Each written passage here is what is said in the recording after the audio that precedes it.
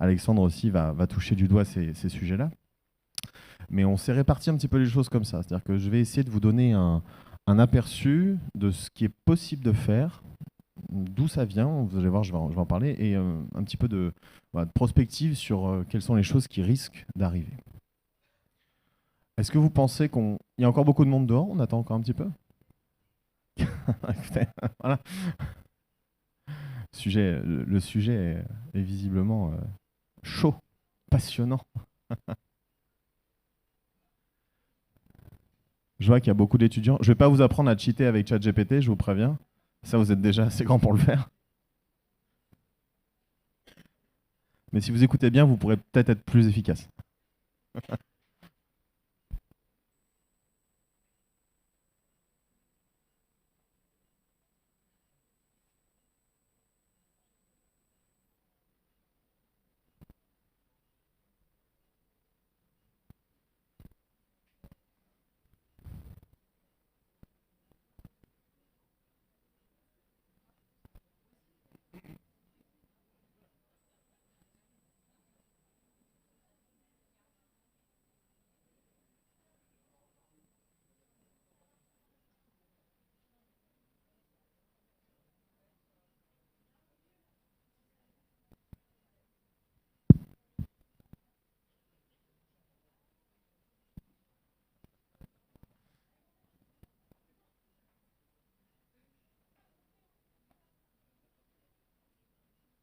Je vais mettre en mode ne pas déranger parce que je sais qu'Analo Brémondi prend des photos et elle va les envoyer à tout le monde.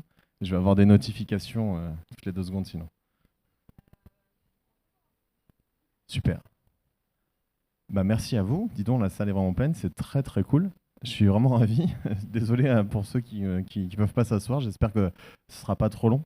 Mais j'espère en tout cas que ce sera intéressant, que vous apprendrez 2, 3 trucs utiles, puisque c'est l'objectif de cette conférence, de vous montrer un petit peu ce qu'il est possible de faire. Alors, je vais rapidement me présenter. Donc, je m'appelle Kevin Pardo. Je suis entrepreneur dans la tech et dans le design depuis maintenant une dizaine d'années. J'ai 2 projets. Il y en a un qui s'appelle Pléiade, qui est en cours de construction.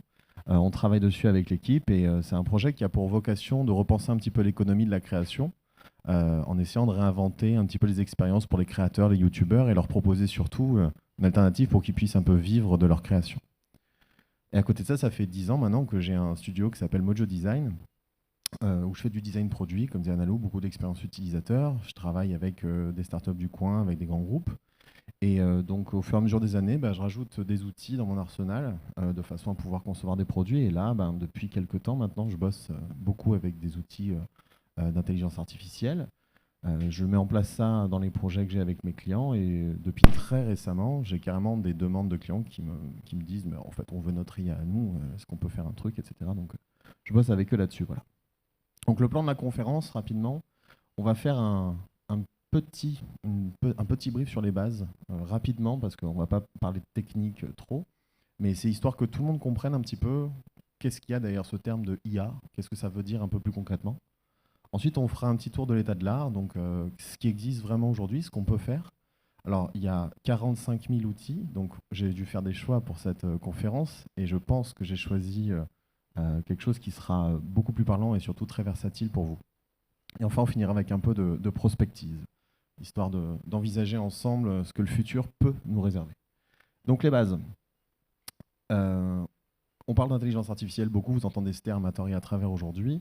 La réalité, c'est qu'en fait, derrière ce mot-là, il y a des modèles de deep learning en général. Le deep learning est une sous-filiale du machine learning, mais on ne va pas rentrer trop dans la technique. Mais ce qui nous intéresse, c'est ça. Ce sont les LLM, les Large Language Models. Le plus connu étant GPT-4, qui est le moteur qui permet de propulser ChatGPT, que vous utilisez toutes et toutes, je pense, ici. Donc c'est un modèle texte-to-texte. On rentre du texte, il sort du texte. Comment ça fonctionne? C'est un réseau de neurones qui est entraîné sur des quantités absolument astronomiques de données qui sont textuelles. Ça va de tout ce que vous pouvez trouver sur Internet, des bases de données privées, énormément de textes. Et donc, il arrive comme ça à déduire des concepts de langage et il apprend tout seul à parler et il le fait plutôt très très bien. Mais fondamentalement, cet algorithme, il n'est pas trop différent, même s'il est beaucoup plus musclé, que celui qui est dans votre téléphone. Vous savez, quand vous tapez au clavier un mot, il y a des suggestions qui sont affichées au-dessus. C'est un peu la même chose, mais avec un QI beaucoup plus important et surtout tout Microsoft Azure derrière qui permet de faire de la computation. Donc il y en a plusieurs, il n'y a pas que GPT. Il y a Claude, qui est le modèle d'une entreprise qui s'appelle Anthropic, qui a été fondée par des anciens d'OpenAI. Il y a Mistral AI, qui sont des Français, qui eux font des modèles qui sont un peu à l'opposé, c'est-à-dire que les autres, ils essaient d'avoir les plus gros modèles pour sortir les plus gros trucs. Mistral, eux, ils essaient de faire des modèles tout petits pour faire un peu de l'embarqué, des trucs qui pourraient éventuellement un jour tourner sur votre smartphone, par exemple. Donc c'est des modèles qui sont beaucoup plus petits, qui sont donc un peu moins bons, entre guillemets, mais par contre qui tournent très très bien sur des devices. La deuxième catégorie de modèles qu'on va aborder aujourd'hui, c'est ce qu'on appelle les modèles par diffusion. Donc ça, c'est ce qui permet de générer du visuel, de l'image. Donc vous les connaissez aussi, j'imagine, c'est Midjourney, Stable Diffusion, qui sont les plus connus. Adobe Firefly, qui est sorti très récemment et qui a fait une entrée assez remarquée, puisqu'il est très très bon aussi. Comment est-ce qu'on génère de l'image? C'est quoi le process pour pouvoir rentrer un texte et qu'un ordinateur vous sorte une image? Ce petit graphique, il explique les choses assez bien. En fait, ça démarre avec un gros jeu de données, une grosse base de données avec des images qui sont étiquetées. Elles ont un label qui décrit ce qu'il y a dans l'image. Là, par exemple, on aurait un label qui dirait un chat sur une table devant un canapé rouge. Et vous avez des milliards d'images comme ça qui sont étiquetées de façon assez précise. Donc, l'algorithme, il regarde toutes ces images et il comprend que cet arrangement de pixels correspond à un chat. Et ensuite, ce qu'on fait, c'est qu'on introduit du bruit dans cette image. On met d'abord 10% de bruit, 20% de bruit, etc. Et l'algorithme, il sait que bon, bah, ça, c'est un chat avec 10% de bruit. Ça, c'est un chat avec 50% de bruit. Ça, c'est un chat avec 100% de bruit. Et ensuite, pour générer une image, bah, en fait, on demande à l'algorithme de faire le processus en sens inverse. Donc, on part d'une image où il n'y a que du bruit. Donc, c'est ce que vous voyez à droite. Hein, quand on dit du bruit, c'est un peu comme il y avait sur les vieilles télé cathodiques, pour ceux qui sont vieux comme moi, où on n'a vraiment rien. C'est juste des points blancs et noirs ou de la couleur. Et en fait, il fait exactement le processus inverse. Et on lui dit, maintenant, je veux que tu nous génères un chat. Donc, il va faire exactement ce qu'il a fait dans l'apprentissage dans l'autre sens, et il va vous recréer une image de chat. Et comment est-ce qu'il recrée une image de chat? Parce qu'il sait que en arrangeant les pixels du bruit de telle et telle façon, on se rapproche d'un truc qui ressemble à un museau, puis à des oreilles, puis à des moustaches, et donc à la fin, si on les arrange bien, ça fait un chat. Et donc quand la machine s'entraîne suffisamment, bah, après on arrive à avoir des images assez réalistes, ce qui me permet de vous basculer dans la deuxième partie de cette présentation, qui est l'état de l'art. J'ai mis un petit astérisque obsolète dans un mois parce que c'est très ennuyant de faire des présentations sur l'intelligence artificielle parce que vous ne pouvez pas les envoyer un mois à l'avance, ça ne marche plus après. Donc ce que je vous dis là, c'est valable aujourd'hui et littéralement dans la nuit, il y a eu des choses qui se sont produites, on en parlera un tout petit peu en fin de présentation. Ce n'est pas des grosses révolutions, mais quand même. Ça, c'est Midjourney, donc c'est une IA qui permet de générer de l'image, et donc de l'image statique pour le moment, même si tout le monde se doute qu'il travaille très fortement sur de la vidéo. Donc ça fait un moment qu'on a passé le cap du photoréalisme et entre guillemets de l'image parfaite, c'est-à-dire qu'aujourd'hui je peux vous montrer une image et c'est impossible pour un œil humain de détecter si c'est fait par un ordinateur ou pas. Il y a quelques temps, il y avait encore des incohérences sur les mains, il y avait des mains avec 14 doigts, etc. Aujourd'hui, c'est plus du tout le cas. Et c'est utilisé dans plein de domaines professionnels. Moi, j'utilise ça pour mes clients. L'image de la maison que vous voyez en bas, c'est un truc que j'ai fait pour un de mes clients qui est constructeur de maison. Et donc, il avait besoin d'images pour mettre sur le bon coin, pour dire, regardez comme elle est belle ma maison. Ben, on a généré ça.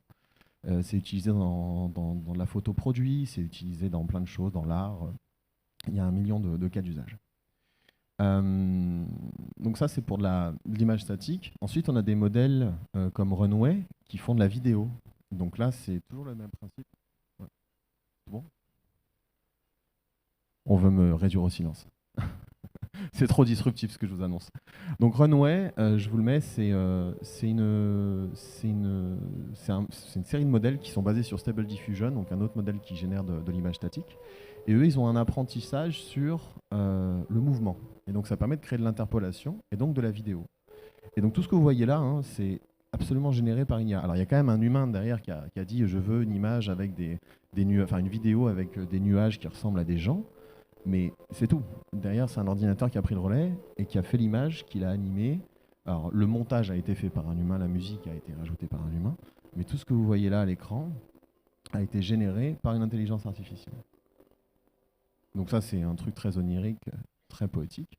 Notre petit exemple, ça c'est la vidéo promo oups là, qu'ils ont mis sur leur site. Non, je clique comme un animal avec mon doigt. Ok. Donc voilà, ça c'est comment ça fonctionne. Vous rentrez un prompt, vous cliquez sur générer, et donc il va vous. C'est une vidéo promo, normalement c'est un peu plus long. Il vous génère de l'image. Donc tout ce que vous voyez là, c'est absolument virtuel. Il n'y a rien. Il n'y a pas une caméra qui a filmé. Il n'y a pas un seul pixel qui correspond au monde réel. Donc c'est assez bluffant. Ils ont une nouvelle fonctionnalité où vous pouvez envoyer une image dessinée sur une zone à animer. Et lui, il va tout seul comprendre. Il dit, c'est un camion. Donc le camion, bah, il roule, il doit avancer. Ça, c'est de la fumée sur un lac. Ça doit bouger de telle et telle façon. Il comprend le contexte et donc il va créer une animation qui correspond au contexte. Une voiture, il va la faire avancer. Il ne va pas la faire s'envoler. Un poisson, il va le faire nager. Il ne va pas le faire, je sais pas moi, couler. Encore que si vous le demandez, peut-être. C'est vraiment à l'ancienne. Voilà. Ça, c'est un autre modèle. Enfin, c'est pas un autre modèle, pardon, c'est une autre plateforme qui s'appelle Agen. Ils ont fait les gros titres récemment puisqu'ils ont sorti une nouvelle technologie qui permet de faire du dubbing, de la synchro labiale sur des vidéos dans une autre langue. Genre, je me filme en français, je parle, là, cette conférence qu'on a ici, elle est filmée. Si je la passe dans Agen, je peux demander, OK, fais-moi une version en anglais. Et non seulement il va récupérer ma voix, il va traduire en anglais, mais en plus, il va modifier la vidéo pour que ma synchro labiale corresponde à ce que je raconte en anglais. Donc là, c'est un petit exemple que j'avais fait. Le premier podcast Unblock aura un invité unique, moi-même, une intelligence artificielle. Vous avez envie de me poser une question? Envoyez un message à Unblock en réponse. Donc ça, c'était il y a, je sais pas, peut-être 3 mois, 2-3 mois que j'ai fait ce truc-là. Et depuis, la techno, elle a encore évolué. C'était une image que j'ai générée avec Midjourney. J'ai envoyé ça dans Agen, j'ai tapé un texte. Donc la voix, c'est une voix synthétique. On voit que la qualité de la voix synthétique, elle est quand même pas dégueu. C'est Eleven Labs, c'est une autre plateforme qui permet de faire la voix. Et donc, on peut générer des avatars comme ça et leur envoyer du texte. Et tout seul, ils se mettent à parler, à s'animer. La synchro labiale fonctionne bien. Donc tout ça, ça nous dit quoi? Parce que si on prend un peu de recul sur la situation, en fait, on se rend compte que l'intelligence artificielle, donc encore une fois, c'est un peu un terme ombrelle, mais on va simplifier, ça tend à réduire à zéro la friction entre ce qu'on peut imaginer et ce qu'on peut créer. C'est-à-dire que plus la technologie avance, plus ça va être facile de transférer un truc que vous avez dans votre esprit dans le monde réel, quoi. Que ce soit une vidéo, une photo, peut-être demain un objet, des créations X ou Y. Et avec ça, j'aimerais vous partager le cas pratique qu'on va faire aujourd'hui. Donc il y a plein de modèles que je vous ai cités, mais j'ai vraiment souhaité axer ma conférence aujourd'hui, enfin l'exemple de ma conférence, sur ChatGPT, plus précisément sur les nouvelles fonctionnalités de ChatGPT, parce que je pense que tout le monde ici a déjà utilisé ChatGPT, donc vous voyez très bien ce que c'est. Mais très récemment, il y a quoi, peut-être 10-15 jours maximum, OpenAI a fait son premier Dev Day, Developer Day, où ils ont annoncé des nouvelles fonctionnalités qui risquent de changer énormément de choses, encore une fois. Ils ont sorti leur version de ce qu'on appelle les agents. Un agent, c'est quoi? C'est un terme informatique qui correspond à une version d'un modèle qui est spécialisé sur un objectif, qui a son propre jeu de données et qui a ses propres actions, ses propres capacités, on va dire ça comme ça. Donc, vous avez tous vu Matrix, vous vous rappelez de l'agent Smith? Ben voilà, c'est ça. Non, mais c'est pas l'agent Smith qu'ils ont sorti, attention. Sur le concept, c'est ça. Il y a un modèle qui est très large, GPT-4. C'est un truc qui peut un peu tout faire, qui est un peu une panacée. Mais par contre, si on le prend et qu'on lui dit, OK, maintenant je veux que tu crées une version de toi-même, mais je vais te spécialiser, je veux que tu fasses plus qu'une tâche, et je vais t'outiller pour ça, et je vais te donner de la connaissance pour ça, bah, les résultats qu'il est capable de produire sont plusieurs ordres de magnitude plus intéressants. C'est pour ça que les agents, c'est vraiment quelque chose qui est très important et vous allez beaucoup en entendre parler dans le domaine de l'intelligence artificielle, puisque ça va, il y a des concepts qui s'appellent les agent swarms, donc pas swarms, les patrouilles, les escadrilles, je sais pas comment on pourrait dire ça, mais les groupes en fait d'agents. Et très prochainement, vous allez pouvoir discuter avec ChatGPT comme on le fait maintenant, sauf qu'il y aura plusieurs ChatGPT dans la même conversation, un peu comme sur WhatsApp avec un groupe avec plein de gens. Sauf qu'au lieu des gens, ce sera des agents conversationnels et chacun aura son rôle. Vous allez avoir par exemple le rédacteur, vous allez avoir le fact-checker, vous allez avoir le marketeur, vous allez avoir le technicien, etc. Et donc, si vous voulez poster un article sur votre site internet, vous allez parler au rédacteur et vous allez dire écoute, il me faut un article sur l'émergence de l'intelligence artificielle. Lui, il va aller en ligne, il va faire de la veille, il va chercher des informations, il va rédiger un article.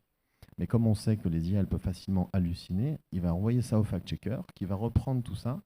Et lui, il aura un autre jeu d'outils qui va être spécialisé sur le fact-checking. Il va vérifier que tout ce qui est raconté dans l'article, c'est OK. Une fois que c'est bon, il envoie tout ça à l'illustrateur. Lui, il est outillé pour pouvoir générer de l'image. Et pour chaque section de votre article, il va générer une image pour illustrer le propos. Et ensuite, il va envoyer tout ça au technicien qui est branché sur votre site internet avec l'API et qui va poster. Voilà. Donc vous êtes planté devant, vous avez dit bon, il me faut un article Coco, vous êtes allé à la plage et votre article est en ligne. Voilà. Bon, on en est vraiment pas loin, sans déconner. C'est-à-dire que là, la seule chose qui fait que ce n'est pas possible, c'est pas parce que techniquement c'est pas possible, c'est parce qu'OpenAI, ils ont dit on va y aller piano parce que les gens sont pas forcément prêts. Donc là, demain matin, ils peuvent sortir cette fonctionnalité, il n'y a aucun problème. Il y a déjà des modèles open source qui font ça. Donc c'est un peu plus compliqué, il faut installer ça sur un terminal, ça demande un outillage technique un peu plus important, mais ça existe. Si ça vous branche, vous pouvez aller checker un truc qui s'appelle MEMGPT, MEMGPT, et AutoGPT. Donc ce sont deux technologies qui peuvent faire ça déjà. Donc j'ai voulu rapidement vous montrer un petit exemple. L'idée c'était de dire, si on a le temps, on fera peut-être une démo en fin de conférence. L'idée, c'était de vous montrer comment ça marche. Donc, quand vous allez dans ChatGPT, si vous y avez accès, parce que les fonctionnalités sont déployées un peu au compte-gouttes, mais vous allez avoir une fonctionnalité de création de GPT. Les agents, ils ont appelé ça les GPTs. C'est les GPT. C'est le terme marketing d'OpenAI pour dire que c'est un agent. Ça fait moins peur de dire. Ils appellent ça les assistants. C'est moins flippant que agent. Mais donc, les assistants d'OpenAI, il y a deux phases. La première phase, c'est une phase de création. Vous allez pouvoir créer votre propre agent. Donc, il faut d'abord que vous ayez un besoin. Donc là, j'ai simulé un besoin en disant je voudrais un rédacteur, quelqu'un qui va rédiger des articles SEO pour mon site internet. Donc, si vous lisez ce que j'ai dit dans le prompt là, c'est un peu descriptif, quoi. J'essaie de lui donner plein d'informations, d'être très clair sur ce que je veux qu'il fasse, comment il le fasse, lui donner du contexte et lui dire ce que je veux qu'il sorte à la fin. Je veux d'abord qu'il me produise un plan que je valide et ensuite, une fois que le plan est validé, il génère l'article, etc. Donc en vrai, je le décomposerai sur plusieurs agents, mais cette fonctionnalité n'étant pas encore disponible, j'en fais un qui sait un peu tout faire. Donc en fait, on voit que ça, c'est une conversation. C'est-à-dire que là, je suis en train de parler à un agent dont le boulot est de créer des agents. Cet agent, il s'appelle GPT Builder, il a été conçu par OpenAI, et donc son boulot à lui, c'est de créer des agents. C'est un répliquant, si vous voulez. Et donc, on voit qu'il me dit « Salut, tu veux faire quoi ?» Donc je lui explique ce que je lui veux faire. Ensuite, il est en train de mettre à jour le truc. Il me propose un nom, il me dit « Ok, si on l'appelait SEO Copywriter Pro, est-ce que ça te va ?» Je fais « Ok, c'est cool, j'adore le nom. » Il va générer tout seul une image de profil. Donc ça, c'est une image qu'il a totalement générée. Hein. Il n'est pas allé la choper sur Internet. Il utilise DALL-E, qui est une version... c'est un outil de diffusion de chez OpenAI. Donc c'est comme Midjourney. C'est juste pas fait par les mêmes, mais ça permet de générer de l'image. Et donc là, ça me va bien, mais si j'avais voulu, je lui dis non, fais-moi plutôt, je sais pas moi, un stylo, mais numérique, un peu sur une feuille de papier digital, quoi. Il m'aurait refait un truc comme ça. Ensuite, il me pose plusieurs questions sur la façon dont je voudrais qu'il se comporte, le ton qu'il voudrait avoir. Est-ce qu'il y a des fonctionnalités qu'il doit mettre en avant? Est-ce qu'il y a certaines questions qu'il doit poser à l'utilisateur? En fait, il est en train de me cuisiner pour vraiment comprendre ce que moi je veux faire. Parce que même si j'essaie de m'exprimer très clairement, peut-être que déjà tous les utilisateurs ne le font pas. Et en plus de ça, c'est quand même un produit qui est pensé pour du grand public. Donc les gens, ils n'ont pas forcément un prompt engineering dans leur cerveau, quoi. Donc l'idée de cet assistant, c'est de vous pousser à donner le maximum de détails sur la façon dont vous voulez que ça fonctionne. Ensuite, il me pose encore d'autres questions, ainsi de suite. Et on voit à droite en fait qu'il y a une preview qui est en train de se mettre en place. Et je peux tester l'assistant à tout moment pour voir est-ce que ça correspond à mes attentes et je peux éventuellement ajuster. Si je vois que la réponse elle est trop longue ou trop courte ou que voilà. Donc là je teste et je lui dis ok, donc je fais partie de la French Tech, je voudrais écrire un article sur le site et frenchtechtoulon.fr, donc je lui colle l'URL. Et donc comme un grand, il va voir sur le site, il est en train de regarder ce que c'est, il parcourt les pages, il comprend un peu le concept. Et donc il me dit, ok, j'ai plusieurs thèmes enfin j'ai plusieurs questions à te poser, pardon, avant de te produire l'article. Donc on voit que ça correspond au comportement que j'ai programmé. Donc il me demande, est-ce que le titre de l'article va être ci ou ça, quel est le public cible, quel est l'objectif de l'article, est-ce que vous avez des mots-clés à mettre en avant, dans quel ton et dans quel style vous voulez le faire, et si j'ai d'autres choses à dire. Donc c'est vraiment des questions qu'un humain devrait vous poser, hein. Si vous aviez un rédacteur et que vous lui disiez fais-moi un article pour le blog de la French Tech, s'il te plaît, il dirait ouais t'es mignon, mais enfin alors c'est pour quel objectif, ça parle à qui, qu'est-ce que tu veux mettre en avant, quel sujet tu veux, de quel sujet tu veux parler, etc. Donc je lui donne juste un sujet parce que ça me gonfle de tout répondre. C'est ça qui est génial avec les IA, c'est qu'on peut dire je sais pas, démerde-toi, fais un truc et on verra si c'est bien ou pas et j'itérerai derrière si ça me va pas. Donc là il me génère le plan de l'article avec toutes les parties, etc. Je dis ouais c'est pas mal, il me suggère un titre, je dis ok on y va. Donc là voilà il me propose des mots clés pour le SEO. Et là, je me rends compte d'un truc. Je me dis, merde, putain, sur mon site, j'ai besoin d'une balise métadescription pour le SEO. C'est un truc que j'ai oublié de lui demander. Donc, je vais basculer dans l'onglet Configure. Vous voyez, à gauche, là, on était dans l'onglet Créer. Maintenant, on est dans l'onglet Configure. Et là, on a accès un peu plus finement aux paramètres du truc. C'est-à-dire qu'en fait, tout ça, tout ce que vous voyez là, ça a été rempli par le GPT Builder. Donc, c'est lui qui a créé tout ce truc-là. Nous, en tant qu'utilisateurs, on n'a rien eu à faire. Et c'est lui qui, dans les instructions qu'on voit là, a tout écrit. Mais on a la main dessus. Parce que justement, si on veut affiner un peu, on peut. On peut directement programmer ou reprendre ce qu'a dit l'assistant si on n'est pas OK avec ça. Donc je lui dis, je voudrais bien que tu me sortes une balise métadescription, que tu utilises du markdown pour que quand je fasse mon copier-coller, j'ai même pas de mise en forme à faire, etc. Ce serait cool, s'il te plaît. Et donc, voilà, il modifie le truc et on recommence le process après. Ce qui est important de noter, à gauche, on ne voit pas très bien là, en bas, il y a un petit bouton Upload File sous un truc qui s'appelle Knowledge, connaissance. Donc en fait, ce que je peux faire, alors dans le cas d'un article, d'un bot qui va faire du SEO, c'est peut-être moins pertinent, mais admettons que vous vouliez faire un commercial pour votre entreprise, par exemple. Un bot que vous pouvez mettre sur votre site internet et qui va parler à vos clients. Bah, vous n'avez pas envie qu'ils fassent la promo du voisin ou quoi que ce soit. Vous avez envie qu'ils connaissent vos offres, vous avez envie qu'ils connaissent vos pricing, vous avez envie qu'ils connaissent vos produits, vos services, éventuellement votre culture, etc. Donc tout ça, vous pouvez le mettre dans un fichier texte, PDF, ce que vous voulez en fait, et vous pouvez l'envoyer. Et ça, en fait, ça va techniquement faire ce qu'on appelle un embedding, donc ça va enrichir la connaissance de cet agent, de votre assistant à vous, avec vos données personnelles qui ne concernent que vous. Donc si quelqu'un d'autre utilise un autre agent et qui pose des questions sur votre entreprise, il ne saura pas quoi répondre. Par contre, s'il utilise le vôtre, bah ouais, là, il va savoir quoi dire. Et juste en dessous encore, on a un truc qui s'appelle les capacities. Alors pour le moment, il y en a 3. Je suis désolé, on ne les voit pas. Il y a la capacité d'aller sur Internet, donc de pouvoir faire des recherches en utilisant Bing. On a la deuxième qui est la génération d'images, donc pouvoir créer du visuel. Et la troisième qui est le code interpréteur, donc la capacité de pouvoir écrire du code ou de pouvoir traiter de la donnée. Vous envoyez des fichiers CSV avec tous les contacts de votre entreprise. Il y a le commercial, il y a le gestionnaire de projet, il y a ci, il y a ça, l'autre. Ils saura répondre en disant est-ce que, par exemple, si quelqu'un interagit avec votre bot et qui dit est-ce que je pourrais avoir le numéro du commercial, il va pouvoir lui donner. Voilà. Et la dernière chose qu'on ne voit pas sur cette slide, c'est ce qu'on appelle les actions. Les actions, c'est quoi? Là, on bascule un tout petit peu dans le technique, mais c'est un moyen de pouvoir brancher cet assistant avec n'importe quel service d'API sur Internet. Donc, s'il y a un site Internet qui utilise des API, l'assistant peut directement interagir avec ça. Et donc là, ça ouvre des portes à absolument toutes les fenêtres, puisqu'on a Zapier, par exemple, qui est un truc qui permet de faire déjà des millions d'actions de façon automatique, qui communique avec ce truc-là. Donc, pour résumer, ils peuvent faire des actions concrètes, envoyer des mails, programmer un rendez-vous dans un agenda, je sais pas moi, poster un article sur votre site internet, poster un post sur Facebook, récupérer le transcript d'une vidéo YouTube, enfin, tout ce qu'on peut faire de façon classique en tant que développeur, du coup, lui, il peut le faire aussi.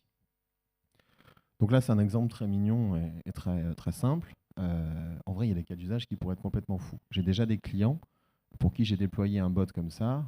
Donc c'est un équivalent de ce truc-là qui va générer des articles de SEO ou des publications pour leurs réseaux sociaux et qui va les poster tout seul comme un grand, avec les images.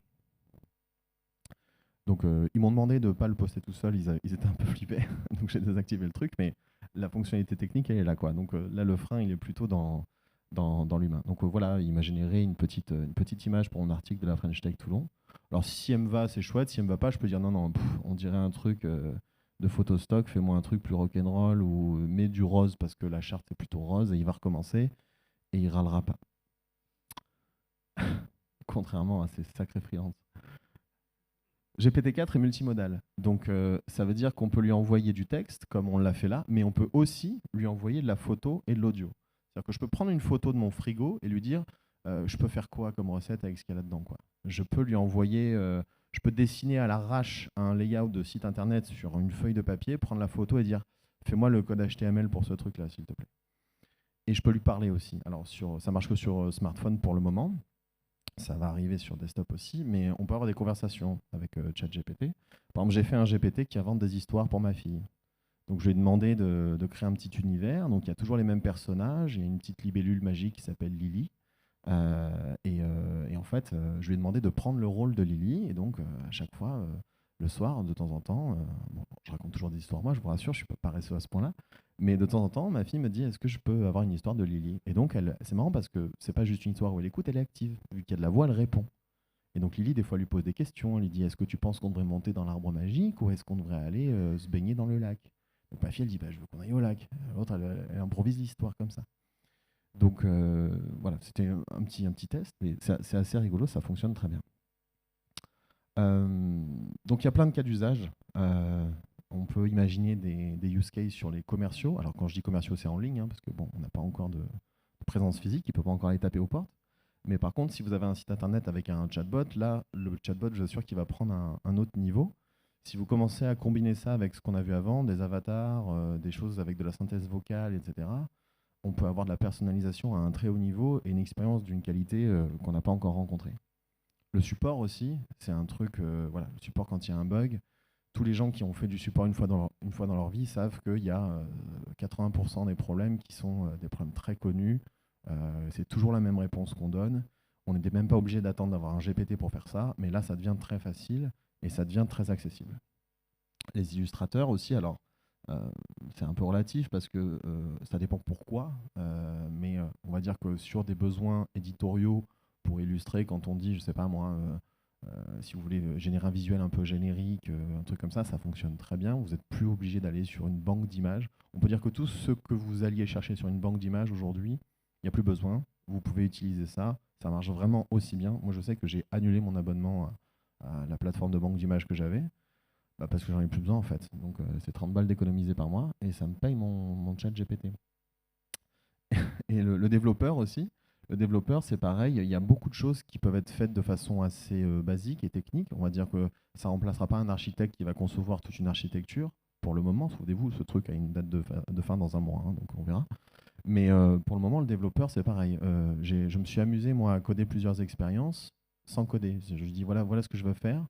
Et il me le fait tout seul comme un grand. C'est lui qui me sort le code HTML. On verra peut-être une petite expérience après.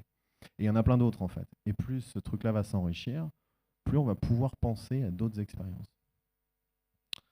Et OpenAI, ils sont pas fous. Ils ont bien vu que ça, c'était un super truc.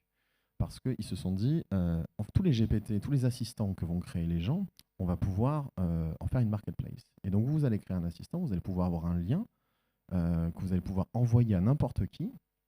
Et cette personne va pouvoir utiliser votre assistant. Et derrière, ils vont faire carrément un App Store. Donc, comme vous avez aujourd'hui un App Store pour vos applications mobiles, on va avoir un App Store d'assistants. J'ai 2 minutes pour vous parler du futur. Putain, je vais faire une Marty McFly. Le futur de ces technos, c'est quoi? D'abord, c'est plus d'autonomie. Parce que là, comme je vous l'ai dit, c'est pas qu'ils sont pas capables, c'est qu'on les restreint un petit peu. Le niveau 1, on l'a dépassé depuis très longtemps. Enfin, depuis très longtemps. Ça fait un an, hein, ChatGPT 3.5. En fait, ça fait beaucoup plus longtemps que ça. Mais ChatGPT est un produit grand public qui utilise un moteur qui est disponible depuis beaucoup plus longtemps que ça. C'est juste qu'avant, c'était un truc pour dev, pour geek, personne s'en servait. Donc, le niveau 1, c'est quoi? C'est une IA qui est capable de répondre à vos questions à partir de ces données d'entraînement. Ça, plus personne n'en veut, c'est has-been. Niveau 2, c'est à peu près là où on est aujourd'hui. C'est la même chose, mais avec des fonctions en plus. Donc maintenant, elle peut faire des trucs. Elle peut, comme je vous ai dit, aller chercher sur Internet, créer de l'image, interpréter du code, etc. C'est déjà plus intéressant. Le niveau 3, c'est là où on va arriver, à mon avis, d'ici quelques semaines. C'est la même chose, mais avec de l'automatisation. C'est-à-dire que là, pour que votre assistant il puisse faire quelque chose, il faut que vous soyez devant votre écran. Il faut que vous lui demandiez expressément de faire un truc maintenant. Mais vous ne pouvez pas lui dire, je veux que tous les matins, tu fasses une recherche sur Internet à 8 heures et que tu ailles voir tous les sujets tendances dans la tech et que tu me génères un vocal en 2 minutes qui me fait faire le tour du truc. Ça, vous ne pouvez pas. Vous pouvez le faire si vous êtes devant tous les matins à 8 heures, mais vous ne pouvez pas l'automatiser. Ça va arriver. Encore une fois, hein, c'est tout à fait possible. C'est juste qu'ils font très gaffe aux usages. Le niveau 4, là, on bascule sur l'étape d'après, c'est l'autonomie. C'est-à-dire qu'il est non seulement automatisable, mais il est autonome. Donc vous lui donnez juste un objectif et vous lui dites, écoutez, moi je veux créer une chaîne YouTube qui parle de tech. Voilà. Bon, bah, il va faire de la veille tout seul, il va se dire, ok, donc ton objectif c'est ça, mais c'est quoi toutes les étapes pour y arriver? Bah, il faut des vidéos, il faut des sujets, donc il me faut du visuel, il faut une charte, il faut un nom, il faut tout ça. Et donc ça c'est un peu ce qu'on appelle, on va en parler un peu plus tard, mais c'est une petite AGI, une intelligence artificielle générale. Et le niveau 5, qui pour le moment reste de la science-fiction à l'heure actuelle, ça c'est vraiment très très loin. C'est l'étape d'après, c'est potentiellement une IA forte, ce qu'on appelle une IA forte. Parce que tout ce dont on parle là, même si c'est bluffant, ça reste dans le domaine de l'IA ce qu'on appelle de l'IA faible, c'est-à-dire il n'y a pas de conscience, il n'y a pas de volonté derrière. Ça reste quand même des outils à notre disposition. C'est-à-dire que même si c'est très fort et vous lui dites, ok, je veux que tu me fasses une stratégie marketing, je veux que tu me trouves une idée de boîte et que tu la lances, il y a quand même un humain à la base qui a lancé l'idée, qui a fait une demande. Voilà. Niveau 5, potentiellement, il n'y en aura plus. Dans le futur aussi, on va chercher à augmenter notre bande passante. La bande passante d'un téléphone, c'est 2 pouces, donc c'est 50 mots par minute. C'est-à-dire c'est très lent. Un clavier, c'est 2 fois ça. La parole, c'est encore 2 fois ça.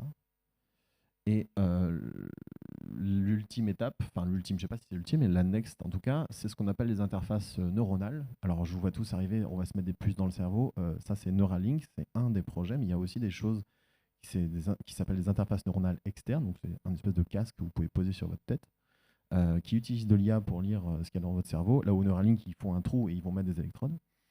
Et là, la bande passante, elle est infinie virtuellement.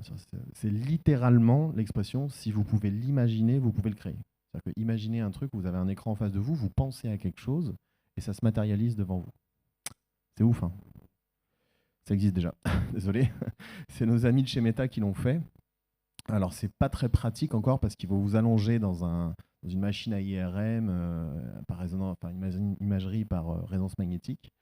Et en fait, on vous montre une image visuellement, on vous montre l'image qui est à gauche, et l'algorithme qui est branché à la machine IRM, elle essaie de prédire ce que vous voyez. Donc elle a pas, hein, bien sûr, elle ne sait pas quelle image on vous montre, hein. Donc voilà ce qu'elle arrive à prédire. Donc là, on est directement branché dans le cerveau, quoi. C'est-à-dire qu'il y a un algorithme qui tourne et qui regarde vos ondes cérébrales et qui se dit, ok, je pense que là, il est en train de regarder un chat. Là, je pense qu'il est en train de regarder un train. Là, je pense qu'il est en train de regarder un évier. Je me dis, qui sont les mecs qui choisissent les images comme ça? Bref. Un surfeur. Vous voyez qu'il est un peu pété celui sur la droite. Mais on est quand même sur du mind reading, quoi, sur de la lecture d'esprit. Et ça vient de Meta. Ça, c'est peut-être la partie la plus flippante de toute cette GPT. Meta, wow. Voilà, encore un exemple avec un avion. Donc là, ça veut dire que techniquement aujourd'hui, là, au moment où je vous parle, et ça c'est public, hein, donc ça veut dire qu'il y a peut-être d'autres algos dont on n'a pas la connaissance qui font peut-être mieux. On peut lire votre cerveau et voir ce que vous visualisez, vraiment. Et enfin, je suis désolé pour le timing, l'AGI, donc ça c'est un peu le saint graal de tous les labos de recherche en intelligence artificielle. OpenAI définit les GI, donc intelligence artificielle générale, comme des systèmes autonomes qui surpassent les humains dans la plupart des tâches économiques à valeur ajoutée. Alors, c'est une définition très longue pour dire ils peuvent faire tout ce que vous faites mieux que vous. Donc ça, c'est la partie tâche économique à forte valeur ajoutée.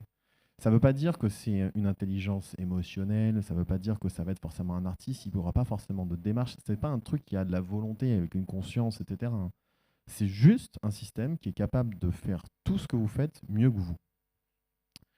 Et le jour où ça arrive, et on ne sait pas si c'est pas déjà là dans certains modèles privés, c'est tout à l'heure je vous disais, il y a eu un truc cette nuit qui s'est passé, etc.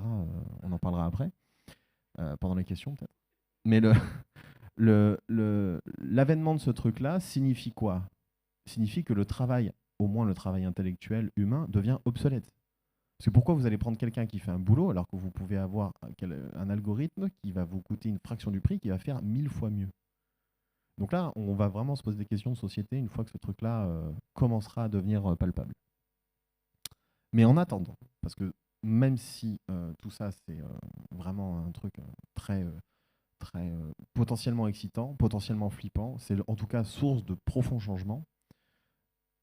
Je te remercie Analou d'avoir spoilé ma slide, mais l'IA ne remplacera pas les gens. Les gens qui utilisent l'IA remplaceront ceux qui ne l'utilisent pas. C'est pour ça que je parle de super pouvoir. Parce qu'aujourd'hui, quand vous êtes capable de faire ce genre de choses, vous êtes beaucoup moins en danger que si vous êtes de l'autre côté de l'enclume. Oui. Merci de votre attention. On passe aux questions. Allez, qui se dévoue pour lui demander c'est quoi le truc qui s'est passé cette nuit, etc. Levez la main, je vous amène le micro. N'hésitez pas, vous pouvez poser une question. Répondez-nous, Kevin, on veut savoir. Eh bien, en fait, je suis...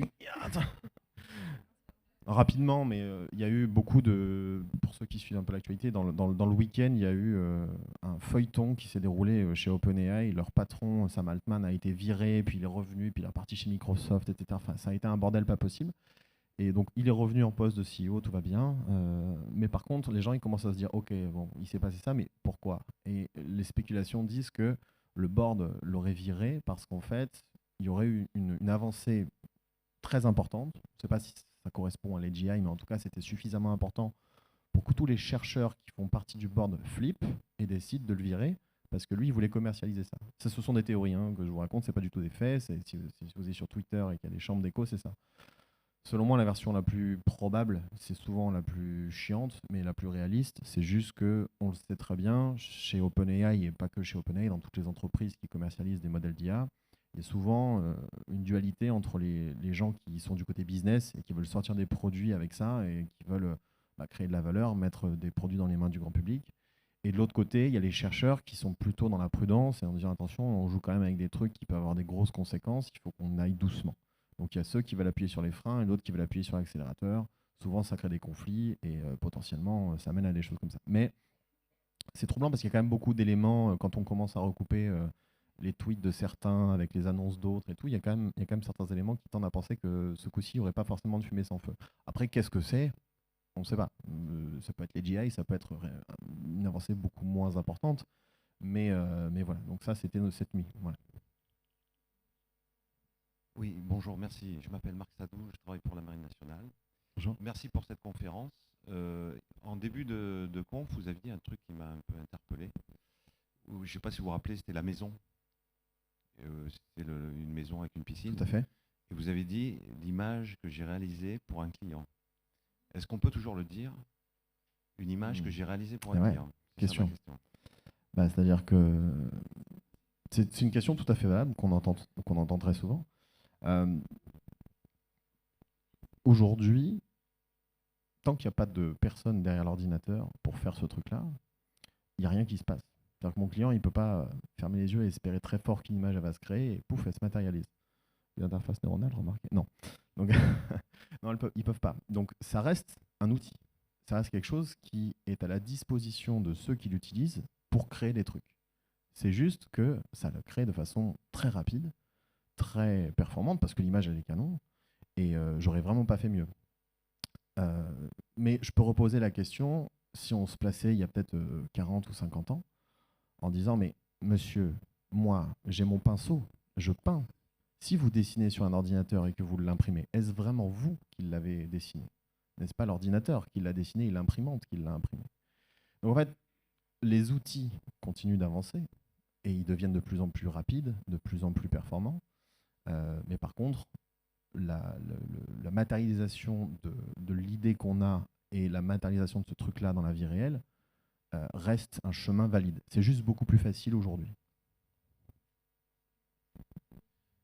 Salut, je m'appelle Yvan, je travaille dans le spectacle vivant et il y a des bugs. C'est vivant. Ouais, c'est vrai. Je repensais à ce que tu disais sur les IA du coup génératifs de vidéos, ou en tout cas l'exemple que tu prenais où avec le curseur, paf, il y a une image avec de la brume, paf, tu délimites la brume et elle se met en mouvement toute seule. Et ça m'a amené à la question suivante, et toi qui t'y connais en IA, qu'est-ce que tu en penses? Du coup, la brume va se générer d'une certaine façon qui est standard, qui correspond à quoi? C'est-à-dire que par exemple, aujourd'hui, quand je vois par exemple sur... c'est mon avis personnel, hein, sur Netflix, tu vois, par exemple, quand on anime des paysages dans des séries fantastiques, etc., il y a quelque chose d'assez standard qui est en train de se mettre en place. Ok, tu vois, la forêt, c'est comme ça en fait, c'est vert, il y a des arbres, il y a des toiles d'araignée. C'est souvent ça les forêts quand même. Hein. Bon, ça dépend. Non mais je vois ce que tu veux dire. Tu vois, enfin disons qu'on représente les choses d'une façon. Oui, il y a des forêts qui sont comme ça, il y en a qui sont pas comme ça. Bon bref. Et donc du coup, par rapport à la génération créative, moi en tant qu'entreprise culturelle, tu vois, ça m'intéresse. Bien sûr. Est-ce qu'on va assister à une standardisation toujours plus forte des choses, dans le sens où c'est une IA qui a une certaine base de données qui va se mettre à animer les choses d'une façon qui correspond à la base de données, ou pas, justement, parce qu'il y a des choses que moi je comprends pas ou que je connais pas et que toi tu connais? Alors, pour répondre, c'est une très bonne question aussi. Hein. En fait, ces modèles-là, eux, ils apprennent sur de l'interpolation. C'est-à-dire qu'ils apprennent pas à dire bon bah c'est de la brume, donc il faut que tu la bouges de 3 pixels vers la gauche toutes les images. Eux, ce qu'ils apprennent, c'est de dire ok, donc moi dans mon jeu d'entraînement, je vois des millions d'images de brume différentes et je sais que quand elle est sur un lac, elle bouge plutôt de façon horizontale. Et non seulement ce ne sera pas le même mouvement, mais je te dirais même mieux, tu peux refaire 2 fois la même manip avec les mêmes images, avec la même brume, avec le même truc, l'animation ne sera pas la même. Même sur des images identiques avec un pinceau que tu dessines au même endroit. Parce qu'en fait, à la base de toute génération, tu as du bruit, tu as de l'aléatoire en fait. Et il y a moyen de contrôler cet aléatoire en indiquant des paramètres qu'on appelle une seed, une graine, qui va permettre de récupérer exactement la même chose, mais par défaut, c'est pas du tout le fonctionnement. Donc tu peux, si tu veux, si c'est un truc que tu cherches à faire, d'un point de vue artistique, par exemple, ça peut être intéressant, mais c'est pas le cas par défaut. Oui, bonjour Kevin, merci pour la présentation. Je voulais juste rajouter par rapport à la création d'images, moi je travaille dans l'image, il faut faire très attention parce que tout ce qui est fait avec de l'IA à l'heure actuelle, il y a le refus d'accepter un copyright sur l'image. Ce qui veut dire, sur les tribunaux américains, par exemple, il y a eu plusieurs cas d'artistes qui ont présenté des images pour demander les droits, les copyrights de ces images. Tout à fait. Ils ont été systématiquement refusés.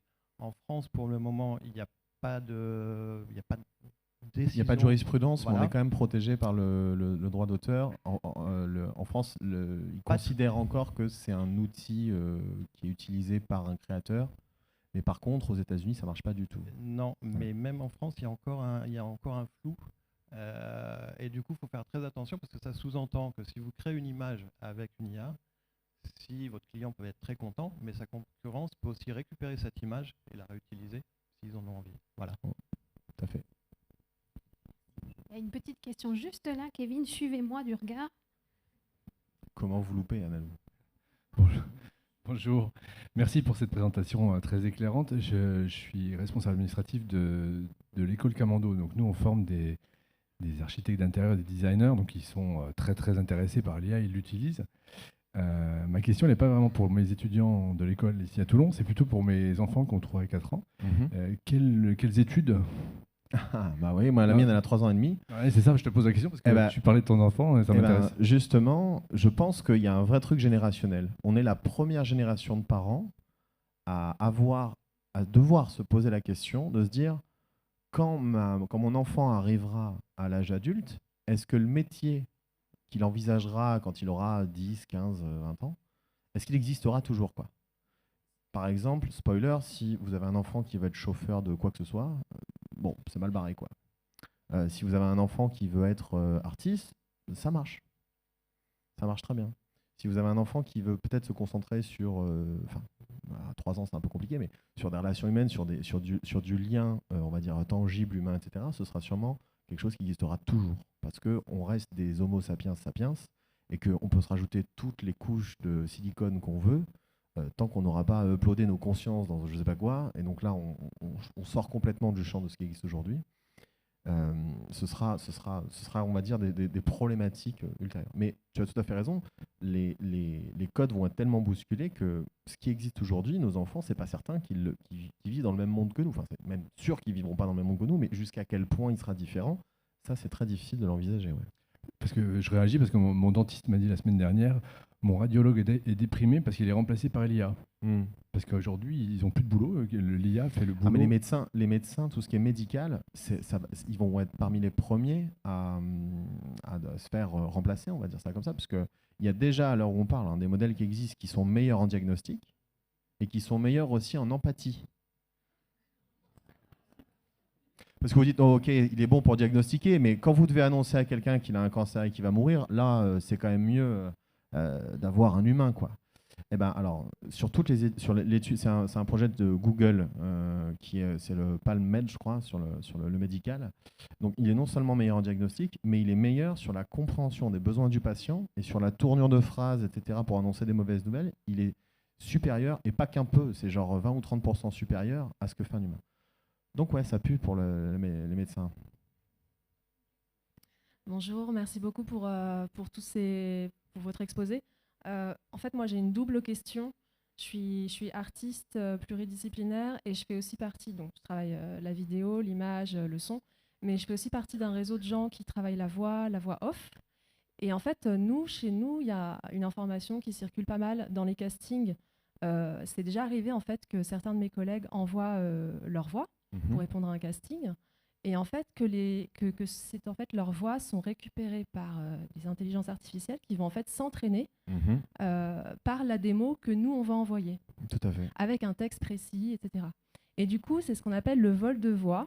Complètement. Voilà, ça existe réellement. J'ai des collègues qui en ont subi les conséquences. Et du coup, ma question, après voilà, nous aussi quand on travaille la voix, on voit que c'est tellement nuancé, tellement subtil de travailler une émotion, un ton, une intention. C'est tellement subtil qu'on se dit, ouais, ok, l'intelligence artificielle, ok, ça va peut-être remplacer les répondeurs téléphoniques, les e-learning, etc., les motion design. Mais peut-être qu'il y aura toujours cette recherche de l'excellence et finalement que ça pourra peut-être pas remplacer une voix humaine. Mais ma question, c'est qu'est-ce que vous en pensez? Quelle est votre opinion là-dessus? Et du coup, c'est un sujet qui est assez fort émotionnellement. J'ai la voix qui tremble. Je comprends. Je ne vous cache pas. Et du coup, comme vous disiez, la deuxième question, c'est, comme vous disiez, ouais, les métiers tournés vers l'humain, la relation d'aide, l'artistique, la création, disons, moi, ce que j'appellerais, disons, la recherche de peut-être de l'excellence, entre guillemets, que ne pourrait peut-être pas faire une IA. Qu'est-ce que vous pensez de ça? Donc j'ai ma double question. Merci beaucoup. Alors c'est une question très vaste. Je dis pardon à mon ordinateur. Vous voyez, je commence déjà à flipper. Tout va bien, je t'assure. Je n'ai pas voulu te bousculer. Je vous donne mon opinion très personnelle. Je pense que ça existera toujours. Je pense que dans 100 ans, les gens feront toujours des voix off, des peintures, des tableaux, etc. Je pense qu'on sera juste plus obligé de le faire pour vivre. Voilà. Je pense que c'est ce qu'on a vu tout à l'heure. Toutes les tâches économiquement viables, à un moment donné, elles vont se faire remplacer. On parlait d'émotions dans la voix et tout, c'est vrai. Enfin, je veux dire, moi, je suis un fan de rock'n'roll. Je veux dire, les Beatles en IA, c'est pas demain, quoi, clairement. Et même si c'était là, ils utilisent de l'IA, mais c'est pas tout à fait pareil. Tu vas en parler. C'est pour reconstruire une voix. Enfin, c'est même pas pour reconstruire une voix, pardon. C'était pour épurer la voix de John Lennon. C'est-à-dire qu'il y avait des parasites derrière, etc. Mais ma réponse, c'est en fait, peut-être qu'on va y arriver. Peut-être que dans 3 ans ou dans 5 ans, on arrivera à avoir des voix avec une émotion mais indiscernable d'une voix humaine, comme aujourd'hui on a des images qui sont indiscernables d'une photo ou d'un tableau. En fait, ce qui est intéressant, je trouve, c'est de voir vraiment la big picture, le truc à très long terme, c'est-à-dire, ok, en fait, donc tout ce qui est commercial va pouvoir se faire automatiser, voilà. On va où avec ça, quoi? Et il y a deux façons de voir, hein. C'est soit on se dit, bon, bah, c'est la matrice, quoi, c'est l'enfer, on se fait tous enfermer dans les trucs et on part dans les mondes virtuels. Soit on se dit, bah, je sais pas, c'est potentiellement une opportunité historique pour l'humanité de se dire, mais en fait, là, c'est-à-dire qu'on peut vivre, mais on a un peu besoin de travailler, quoi. Donc, qu'est-ce qu'on fait? Qu'est-ce qu'on fait de nos journées? Qu'est-ce qu'on fait de notre temps? Quel sens on donne à notre vie? La question vraiment la plus profonde de l'intelligence artificielle, je pense que c'est celle-là. Ça a le moyen, ça a le potentiel, en tout cas, peut-être de nous permettre de vivre sans avoir besoin de travailler. Mais alors, du coup, quel sens on donne à nos vies, quoi? Qu'est-ce qu'on fait? Et je pense qu'on est des machines biologiques très programmées pour tout ce qui est création, art. C'est peut-être une nouvelle renaissance, je ne sais pas, quelque chose qui va se dire, bah, si on n'est plus obligé de faire des trucs, qu'est-ce qu'on veut faire? Quel sens on choisit de donner aux choses? Ça, c'est mon opinion personnelle, mais je pense que pour te répondre, il y a peut-être un moment où ça arrivera, mais au moment où ça arrivera, est-ce que ce sera grave? Bah, je ne sais pas, parce que peut-être qu'à ce moment-là, il y aura eu d'autres mécanismes qui auront été mis en place, des Universal Basic Income, des choses comme ça, qui te permettront de te dire, ouais, ouais, mon métier s'est fait automatiser, mais c'est pas grave, parce que si je considère que ce que je fais a un sens, je peux continuer de le faire, mais je serai plus obligé de faire ça pour un client qui va me le commander. Je vais peut-être pouvoir exprimer moi quelque chose que j'ai envie de raconter, par exemple.